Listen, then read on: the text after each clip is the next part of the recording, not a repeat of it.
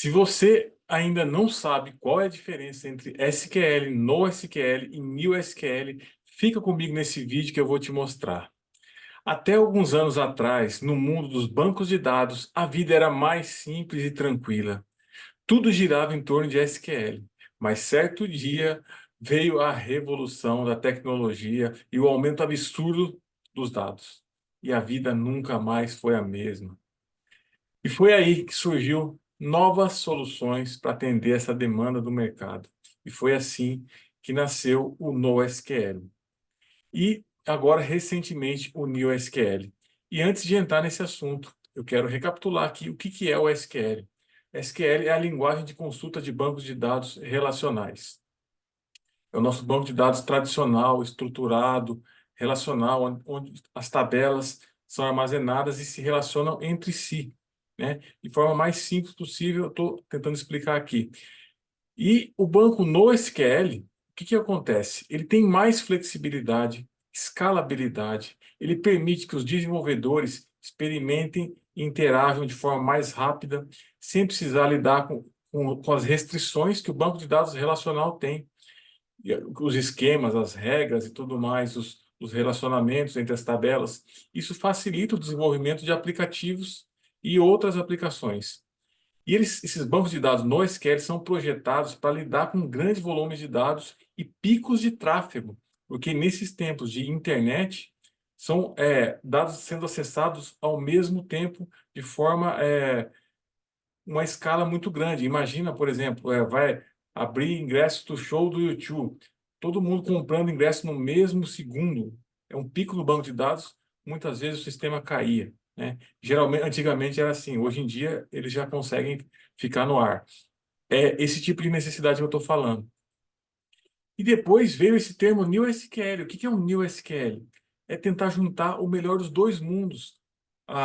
O banco de dados SQL, a estrutura, a segurança, ou a garantia das transações e a agilidade, a escala do banco no SQL. Essa flexibilidade facilita o dimensionamento horizontal do banco de dados. Eu já vou falar para você o que é isso. Porque isso adiciona espaço conforme a necessidade, sem interromper o funcionamento. É arrumar o avião com o avião andando, né? O que é escalonamento vertical, gente? É aumentar a memória e o processamento. Imagina que o seu computador está lento. Você fala, poxa, preciso colocar mais memória nesse computador. Eu fiz esse upgrade no meu computador. Eu aumentei a memória dele, né? E o HD dele estava enchendo também. Fui lá, troquei o HD, coloquei um HD mais rápido e maior, né? O processador, eu não mexi nele. Não tinha como. Mas esse é um exemplo de escalonamento vertical. E o escalonamento horizontal? Ao invés de eu arrumar, de eu aumentar o hardware, é eu colocar mais computadores para fazer esse processamento. E, consecutivamente, vai estar aumentando a potência, a memória, o processador, porque são várias máquinas para fazer aquele mesmo trabalho, tá? Então, deixa eu passar para a próxima página aqui. Preparei. Nessa figura, tem um desenho, aqui nesse quadriculado aqui, um banco de dados relacional, SQL tradicionalzão, como se fosse uma planilha de Excel, onde eu tenho as colunas, que são os dados, e cada coluna tem o seu tipo de dados, e tem as linhas, que são os registros que eu vou inserindo nessa tabela. Por exemplo, a tabela de cadastro tem lá código, nome, data de nascimento, esses são os dados, e tem os tipos de dados. E aí, cada linha vai ser um registro inserido nessa tabela, beleza? E aqui, ao centro, eu tenho aqui um exemplo de banco de dados no SQL, ou seja, onde eu tenho valor, chave e valor. Eu não determino para ele o tipo de dados. É tudo caractere. Eu vou estar mandando lá. Não quer dizer que ele não tem relacionamento. Ele até tem relacionamento, mas é um pouco diferente. Ele, ele se relaciona de uma forma estruturada em forma de documento. Por exemplo, onde você está vendo esses documentozinhos aqui, em forma de escadinha, imagina no banco relacional. Eu tenho lá a tabela de cadastro de nota fiscal, o header da nota, depois eu tenho as linhas da nota, depois na linha eu tenho a linha da linha, que seria os impostos daquela linha por produto e tudo mais. No banco de dados tradicionalzão, eu precisaria de 3 tabelas para armazenar isso, e cada tabela elas tem que se relacionar entre si.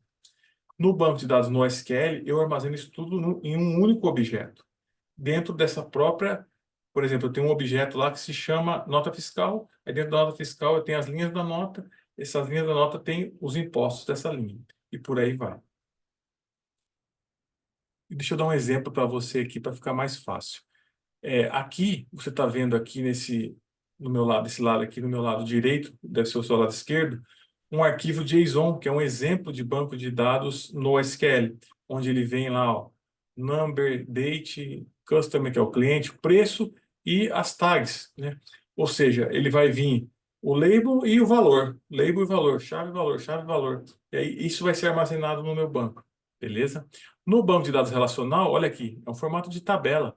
Para armazenar isso, eu tenho que ter várias colunas. Cada coluna tem o seu tipo de dados específico. Beleza? E aqui eu trouxe uma analogia minha, tá? Eu não peguei isso de lugar nenhum, foi coisa que eu criei na minha cabeça mesmo. Falei assim, poxa, como eu posso exemplificar de uma forma mais simples e didática possível, tá? Não se ofendam, tá, gente? Mas eu quis trazer aqui para você um exemplo para ficar de forma mais didática possível. Aqui está o SQL. Imagina um guarda-roupa, onde eu tenho lá o espaço de guardar as camisas, o espaço de guardar os tênis, aqui, ó, tem as gavetas de guardar as meias e tudo mais.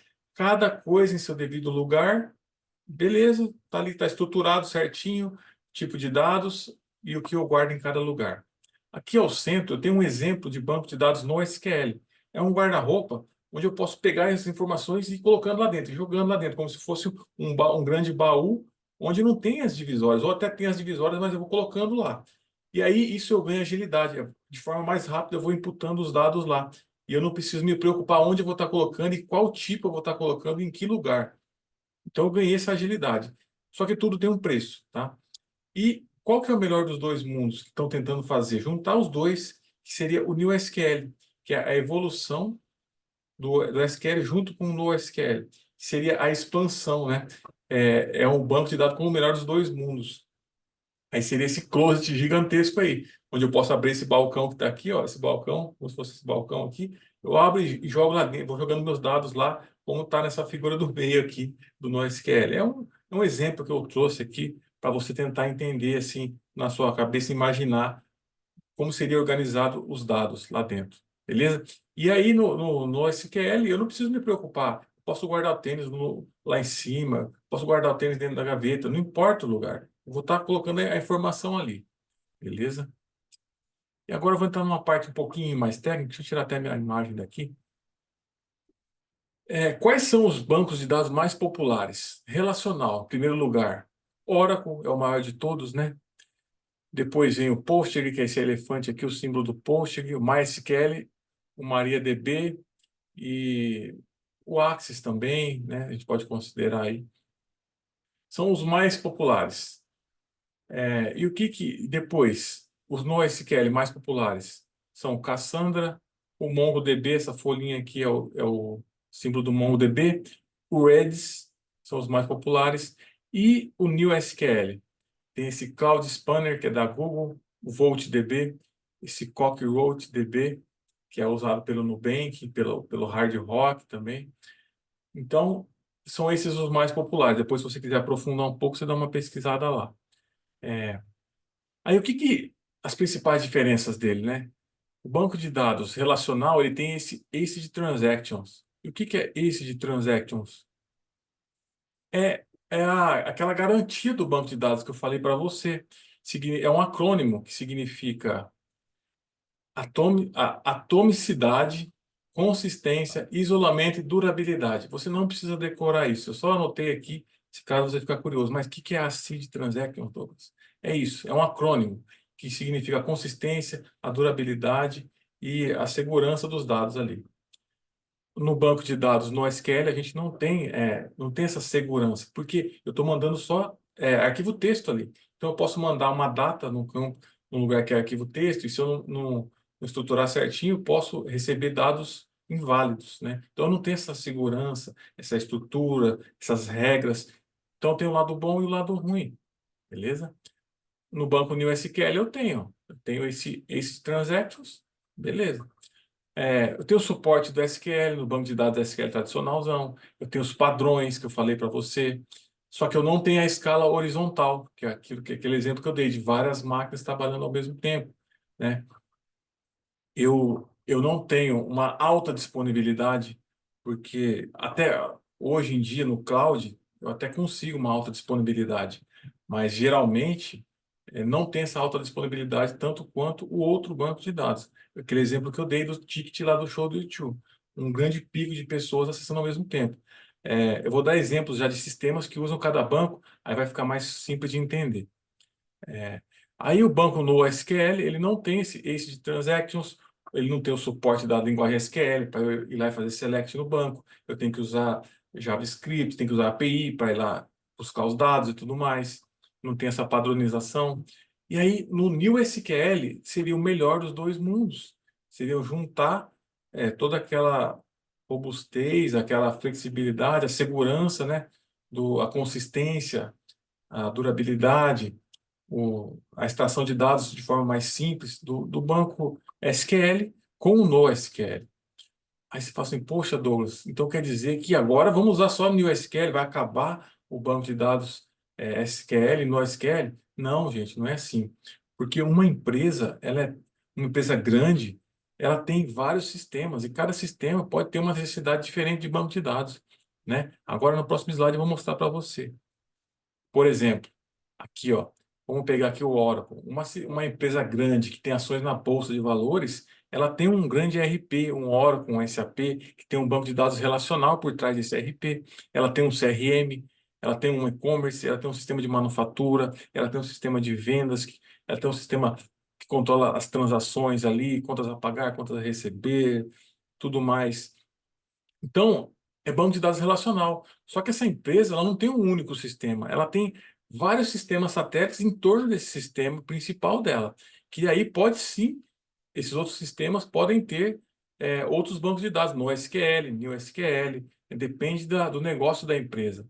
Agora, um exemplo de uso de NoSQL aqui, ó, redes sociais, por exemplo, né? Facebook, Instagram, Twitter, são bancos de dados NoSQL, né? Internet das coisas, IoT, são bancos de dados que usam grandes volumes, projetos de Big Data usam muito, logs de servidores, por exemplo, porque eu não preciso, num log de servidor, eu não preciso ficar de consistência, tipo de dados, é tudo lá texto, eu vou gravando só log, tudo beleza, né? Agora, o NewSQL, ele é muito utilizado para sistemas financeiros, telemedicina, que precisa de consultar dados com alta disponibilidade, por exemplo, né, em tempo real ali, disponibilidade de segurança, acesso, tudo mais. Esses são alguns exemplos de uso para você aí desses bancos de dados. Então, é isso. E eu quero que você deixe um comentário aqui se você gostou, qual que é a sua dúvida. Comenta aqui se você já usa algum desses bancos de dados.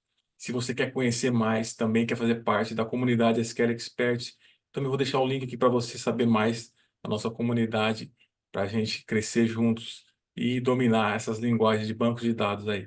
Um grande abraço e até o próximo vídeo. Valeu!